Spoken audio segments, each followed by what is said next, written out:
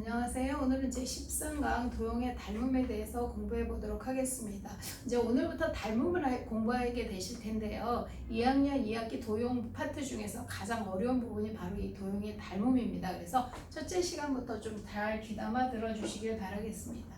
자, 닮음이라는 게 무슨 말이냐? 두 도형이 닮았다는 게 무슨 말이냐? 어떠한 도형을 일정한 비율로 늘려서 확대하거나 줄여서 축소하면 그 두 도형을 우리가 서로 닮은 도형이라고 하기 때문에 한 일정한 도형을 어떤 한 도형을 일정한 비율로 늘리거나 줄여서 확대 또는 축소해서 완전히 겹쳐졌으면 우리는 그 두 도형을 닮은 도형이다라고 말한다. 이렇게 알고 계시면 될 것 같습니다. 따라서 어떤 두 도형이 닮음이라면 어떤 성질을 갖게 되느냐? 큰 대응변의 길이의 비가 같다. 일정하다인데요. 자, 대응변은 뭔지 아시죠? 겹쳐졌을 때 서로 겹쳐지는 변이 대응변인데 이 대응변의 길이의 비율이죠. 길이 비율이 일정하다. 왜? 일정한 비율로 세 변의 길이나 또 네 변의 길이를 줄이거나 늘렸기 때문에 모든 변의 길이를 다 똑같이 줄이거나 늘렸어야 되는 거잖아요. 그래서 모든 대응변의 길이비가 같아야 하는데, 자, 우리는 지금 얘기해 보시면 우리가 알고 있는 도형들 삼각형, 사각형 이러한 도형들을 늘리거나 줄이는 게 우리가 닮음이라고 얘기했어요. 그러면 우리가 늘리고 줄이는 게 과연 변일까요? 각일까요? 당연히 변의 길이를 일정하게 늘리거나 줄이는 거지 각의 크기가 늘어나거나 줄어들진 않겠죠. 삼각형 세네각의 합이 180도인데 변을 2배로 늘렸다고 해서 삼각형 세네각의 합이 360도가 되지는 않을 겁니다. 그렇죠? 따라서 우리가 줄이고 늘린다는 건 뭘 줄이고 늘린다는 거야? 변의 길이를 줄이고 늘린다는 겁니다. 그래서 대응변의 길이의 비가 일정하게 똑같이 줄이거나 늘렸기 때문에 대응변의 길이 비가 같고 우리는 이걸 닮은 비라고 하며 이 닮은 비 이용해서 이제 문제를 다 푸시는 거예요. 비례식 몇 대 몇은 몇 대면 이런 식으로 해서 닮은 비 구하시고 대응변 넣어서 길이를 구하는 유형이 대부분 문제풀이에 해당되는 내용들입니다. 그래서 닮은 비 구하실 수 있어야 되겠죠. 그 다음에 이제 비례식 이용해서 문제 푸시면 됩니다. 자, 그 다음에 이제 대응각의 크기가 같다. 아까도 말씀드렸지만 각의 크기는 변하면 안 되겠죠. 벌어진 정도가 일정해야 줄이거나 늘렸을 때 완전히 포개질 거 아닙니까? 그렇죠? 그렇게 본다면 대응각의 크기가 같다라는 게 결국은 뭐예요? 모양이 변하면 안 된다는 얘기죠. 모양은 똑같아야 되고 변의 길이를 늘렸다 줄였으니까 뭐예요? 크기는 어때? 바뀌어야 되겠죠. 그렇죠? 크기는 다르겠죠. 자, 우리가 닮음과 비슷한 게 뭐예요? 합동이 있죠. 합동은 뭐예요? 대응변의 길이가 같고 대응각의 크기가 같습니다. 완전히 똑같은 게 합동이에요. 모양과 크기가 같습니다. 그런데 닮음은 모양은 똑같지만 크기가 다른 거죠. 모양은 각이 결정하는 거고 크기는 변이 결정하는 거기 때문에 똑같이 벌어진 정도의 각에서 변의 길이를 늘렸다 줄였다 한 것을 우리는 닮음이라 한다.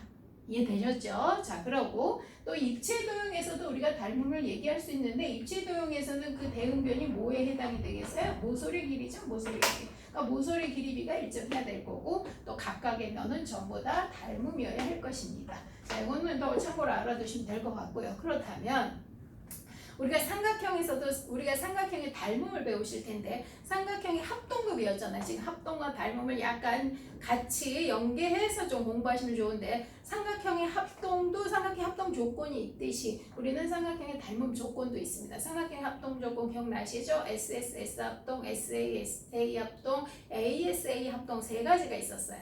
자, 그러면 닮음은 어떤 조건이냐? 세 쌍의 대응변의 길이의 비가 같아야 되겠죠. 그렇죠? 세 변의 길이 비가 모두 같아야 되겠죠. 세 변을 일정하게 줄이고 늘려야 되니까. 그러니까 뭐야? SSS 닮음. 합동하고 똑같은 것 같지만 여기 뒤는 닮음이라고 쓰시면 됩니다. 두 쌍의 대응변과 뭐예요? 그 끼인각. 그렇죠? 자, 끼인각이 일정하게 벌어져 있는 상태에서 양변을 일정한 비율로 늘리거나 줄이면 우리는 닮음이라고 할 수 있을 겁니다. 그래서 뭐예요? SAS 닮음. 그 다음에 이제 요 닮음 중에서 이게 제일 중요한데요. 자, 아까도 말씀드렸지만 모양을 결정하는 것이 바로 뭐라 그랬냐면 각이라고 했단 말이에요. 그러니까 각이 일정하게 다 같으면 우리 닮음이라고 할 수 있을 겁니다. 그래서 두 쌍의 대응각의 크기가 같다라고 되어 있는데 왜 세 쌍이 아닙니까? 삼각형 세 내각의 합은 항상 180도가 똑같기 때문에 각 두 개만 같으면 나머지 하나도 같아지겠죠. 그래서 두 쌍의 대응각의 크기가 같은 A, 닮음 요거 아주 중요합니다. 가장 많이 닮음에서 이용하는 거예요. 그 다음에 닮음의 기호. 자, 합동기호는 어떻게 되겠어요? 줄 3개를 거었죠. 뭐 3개가 똑같아야 되니까. 그러면 닮음의 기호는 삼각형 ABC하고 삼각형 DEF가 닮음일 때 이렇게 생긴 기호 보이시죠? 이게 무슨 기호냐 하면 S자예요. S자. S자, 시밀러 앞자의 S자를 눕혀놨다 이렇게 얘기합니다. 그래서 S자 이렇게 눕혀놓은 게 닮음의 기호고 합동과 마찬가지로 반드시 대응점 순서로 써주셔야 합니다. 자, 합동은 모양하고 크기가 똑같아서 딱 구별하기가 좀 쉬운데 닮음은 사실은 문제 풀이를 해보시면 알겠지만 좀 많이들 어려워하세요. 특히 대응변을 잘 찾아야 닮음비도 잘 찾으실 수 있을 거 아니에요. 그래서 대응변 찾는 연습 좀 한번 해보겠는데요. 삼각형 ABC하고 닮음이에요 라고 하는데 닮음에서는 모양이 이제 이렇게 크기가 좀 다르다 보니까 이렇게 뒤집혀져 있으면 어디가 대응변인지 잘 모르고 대응점인지 모르기 때문에 주로 팁은 각을 따라가면 됩니다. 이렇게 각 표시를 하셔서 A, B, C라고 읽었으면 동그라미 X 이렇게 읽으셨잖아요. 그러니까 삼각형 동그라미 X 아무것도 없는 것 삼각형 A, D, E 이렇게 읽어주시면 되겠네요. 보편적으로 삼각형 안에 삼각형이 있을 때에는 평행선인 경우를 제외하고는 이렇게 보시면 이쪽 각이 반대편쪽 이쪽 각과 서로 대응각이 됩니다. 참고로 기억해 두시면 또 도움이 좀 될 것 같아요. 문제는 지금 이렇게 AS 닮음이 조금 더 찾기가 어려운데요. 자, 지금 보면 삼각형 전체 삼각형과 이게 두 개가 똑같은 삼각형으로 나눠졌을 때 삼각형 닮음인 삼각형을 찾는 방법은 전체 삼각형과 이쪽으로 나눠진 조그만 삼각형이지 전체 삼각형과 이쪽으로 나눠진 이쪽 삼각형이지 구별을 하셔야 되는데 이 두 개가 닮음일 일은 절대로 없습니다. 그런 일 없고 전체와 이쪽이냐 전체와 이쪽이냐인데 그럼 결국은 끼인각이 요건지 확인하시면 되겠죠. 자, 그렇다면 두 쌍의 대응변의 길이비가 같아야 되잖아요. 그럼 A, B, C에서 보면 8대 12죠. 이 각을 끼고 도는 게 8대 16 그럼 1대 2잖아요. 그런데 끼고 돌면 여기는 뭐예요? 16에서 곱하면 7이죠.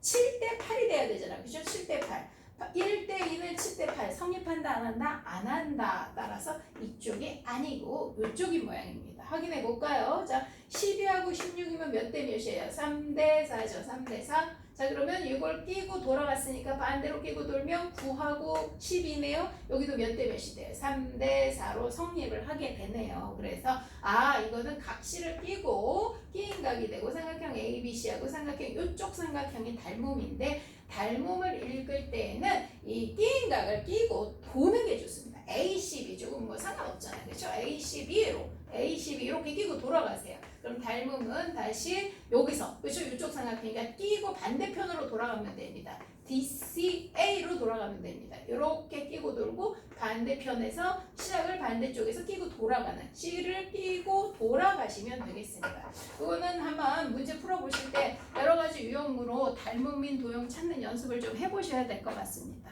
자, 수고하셨습니다.